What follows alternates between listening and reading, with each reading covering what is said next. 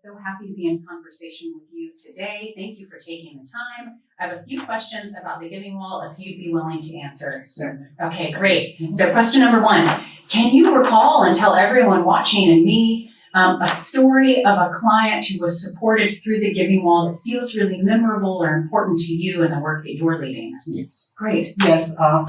You've served many of my participants this on my caseload, but this particular individual comes to mind because she was struggling with depression, and she struggled with getting up out of her bed every single day, trying to go to work, or just getting up, just going outside or whatever. So it suggested that she get a support animal. Her doctor suggested that she get a support animal, where she didn't have the funds. She got the support animal, but she didn't have the funds to be able to take care of the support animal and get the necessary documents in order to keep the animal. So the giving wall came in effect because you guys allowed her the money that she needed in order to get the documentation and stuff that she needed in order to maintain and keep the dog in the household with her. That is fantastic. One of the things I love about this story, Frances, is that, again, and this happens so often on the giving wall, we don't think about the breadth and depth of needs that exist from people and for people in our community. People might not think about a dog as something that is so required for an individual's thriving. But indeed, in this instance with your client, it really was. Can you tell me what the giving wall means to you and your work?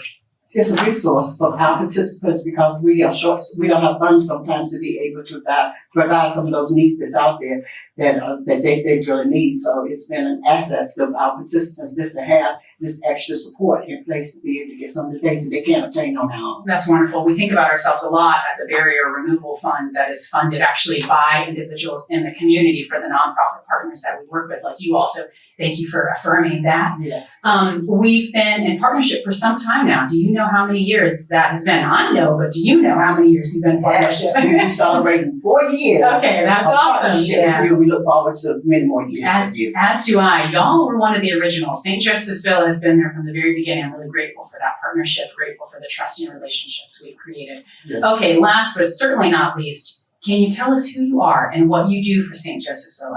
Yes, my name is Frances Motley. I'm one of the lead housing stabilization case managers for Richmond and Petersburg.